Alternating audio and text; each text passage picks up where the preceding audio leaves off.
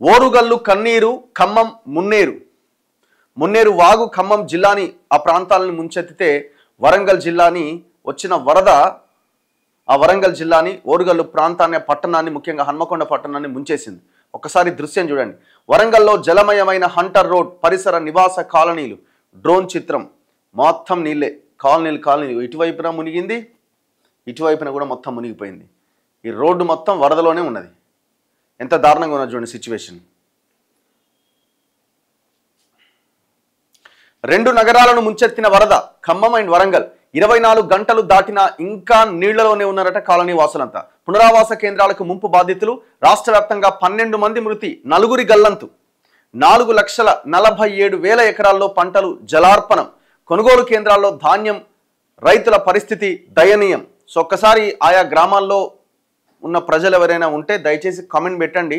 అక్కడ ఉన్న సిచ్యువేషన్ ఏంటో తెలుసుకునే ప్రయత్నం చేద్దాం. ఓరుగల్లు గొల్లుమంది, ఖమ్మం కుదేలైంది. ఉమ్మడి నల్గొండ జిల్లా వణికిపోయింది. కందనూలు ప్రాంతం కన్నీరు మున్నీరైంది. ఉత్తర దక్షిణ తెలంగాణ ప్రాంతాలను ఎడాపెడా ముంచెత్తిన మోంతా తుపాన్ ఫలితం ఇది. 2 రోజుల పాటు కురిసిన భారీ వర్షాలకి ఈ ప్రాంతాలన్నీ తీవ్ర నష్టాలు చవిచూసినాయి. వాగులు వంకలు పొంగి వరద పోటెత్తడంతో అన్ని పంటలు నీటిపాలయ్యాయి. ధాన్యం కొనుగోలు కేంద్రాల్లో వడ్లు వర్షాలకు కొట్టుకుపోవడంతో రైతుల దుఃఖం చెప్పనలవి కాకుండా ఉన్నది. పల్లె పట్టం తేడా లేకుండా రహదారులన్నీ ధ్వంసమయ్యాయి.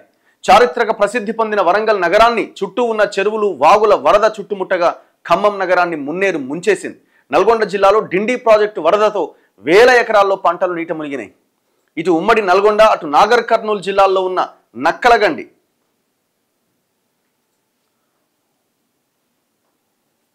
నక్కలగండి ప్రాజెక్టు నిర్వాసితుల తాండాలు పూర్తిగా జల దిగ్బంధం అయిపోయినాయట. రాష్ట్ర వ్యాప్తంగా వర్షాలు వరదల నేపథ్యంలో జరిగిన దుర్ఘటనల్లో 12 మంది చనిపోయారు, 4 గల్లంతయ్యారు. సుమారు 4,47,000 ఎకరాల్లో వివిధ పంటలు దెబ్బతిన్నాయని అధికారులు అంచనా వేశారు. చాలా చోట్ల రోడ్లు తెగిపోవడంతో రాకపోకలు బంద్ అయినాయి. అంటే మొత్తం దాదాపు ఒక 16 మంది ప్రాణాలు కోల్పోయినట్టు కనిపిస్తున్నది ఇక్కడ. ఒకసారి చూడండి, ఫొటోస్ చూడండి. హన్మకొండ జిల్లా భీమదేవరపల్లి మండలం విశ్వనాథ కాలనీ శివారులో దేవాదుల ప్రధాన కాలువకు పడ్డ గండి. అసలు అత్యంత దారుణ దృశ్యాలు ఇవి. నల్గొండ జిల్లా కోరుట్ల వద్ద తెగిపోయిన దేవరకొండ కంబాలపల్లి రహదారి మొత్తం ఏడికాడి కొట్టుకపోయింది. హన్మకొండ 100 ఫీట్ రోడ్లో కాలనీ వాసులను తరలిస్తున్న SDRF సిబ్బంది. పునరావాస కేంద్రానికి తరలి వెళ్తున్న ఖమ్మం వెంకటేశ్వర కాలనీ వాసులు. ఖమ్మంలో లాస్ట్ ఇయర్ దాదాపు 50 సెంటీమీటర్ల వానబడి సేమ్ ఇదే మున్నేరు ఉప్పొంగి ప్రవహించి మొత్తం కాలనీలు నీట ముంచింది. సేమ్ మళ్ళీ అదే సిచ్యువేషన్ వచ్చింది. ఖమ్మం పద్మావతి నగర్లో వరద నీట మునిగిన కార్లు. ఇగో చూడు ఒకసారి, మొత్తం కార్లు మొత్తం నీళ్ళలోనే ఉన్నాయి. పద్మావతి నగర్ అట. వరంగల్ హంటర్ రోడ్లో నిలిచిపోయిన వరద నీరు. ఎంత ఘోరంగా ఉంది చూడండి సిచ్యువేషను.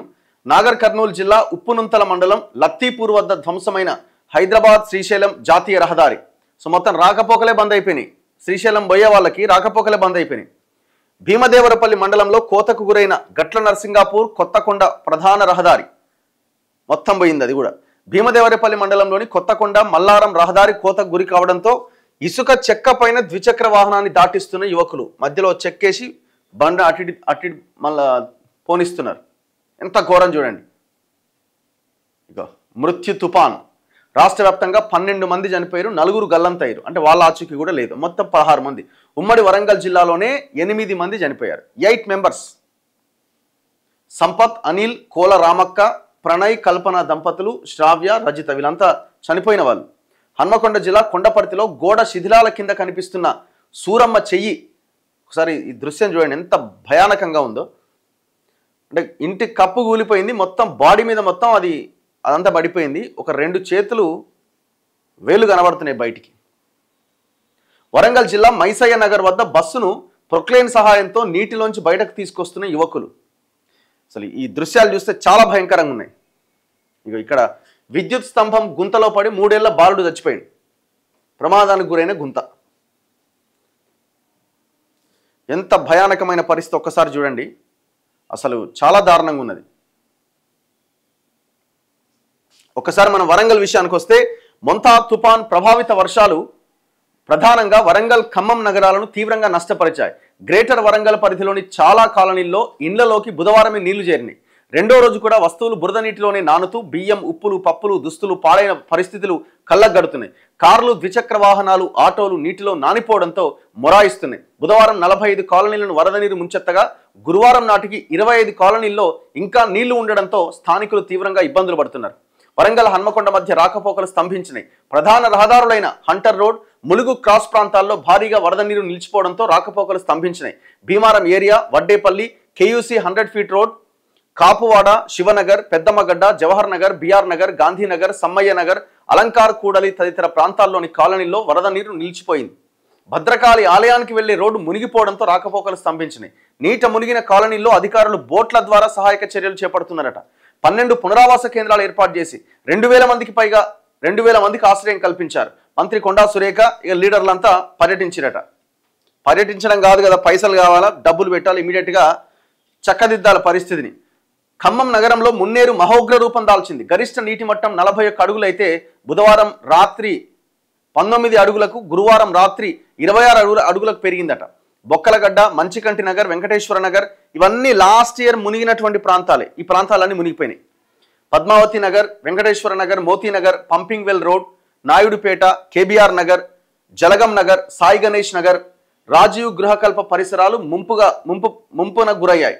మున్నేరు ఉధృతి పెరుగుతూ ఉండడంతో స్థానికులను అధికారులు ప్రభుత్వ పునరావాస కేంద్రాలకు తరలించారు. ఖమ్మం నగరపాలిక పరిధిలో 4, మున్నేరుకు మరోవైపు ఉన్న ఏదులాపురం మున్సిపాలిటీలో 2 పునరావాస కేంద్రాలు ఏర్పాటు చేశారట. 520 మంది అక్కడ ఆశ్రయం పొందుతున్నారు. ఉమ్మడి నల్గొండ జిల్లాలో వర్షాల వల్ల 20 ఇండ్లు పూర్తిగా దెబ్బతినాయట. 30 ఇండ్లు పాక్షికంగా కూలిపోయినాయట. 15 ప్రాంతాల్లో రాకపోకలకు అంతరాయం ఏర్పడ్డది. చాలా దారుణం పరిస్థితి. ఇది అసలు యాక్చువల్గా ఏంటంటే ఇది ఎవరు ఊహించినటువంటి పరిణామం. ఆ మొంతా తుఫాన్ అనేది ఆంధ్రప్రదేశ్కే తీవ్రమైన ఎఫెక్ట్ ఉంటుంది. తెలంగాణలో భారీ వర్షాలు పడతాయేమో కానీ ఇంత భయంకరంగా ఉండదు అని అందరూ, ప్రభుత్వం కూడా సల్లగూస్తున్నది. సడన్గా అది దిశ మార్చుకొని తెలంగాణ వైపుగా అది వచ్చి అది తీరం దాటింది. దీంతో తీరం దాటే సమయం, ఆ తర్వాత వాయుగుండం అల్పపీడనంగా మారే వరకు, వాయుగుండం బలహీనపడేంత వరకు కుండపోత. దీంతో ఒక్కసారిగా ఆయా జిల్లాలు మొత్తం అతలాకుతలమైనవి, చిగురుటాకులా వణికిపోయినాయి.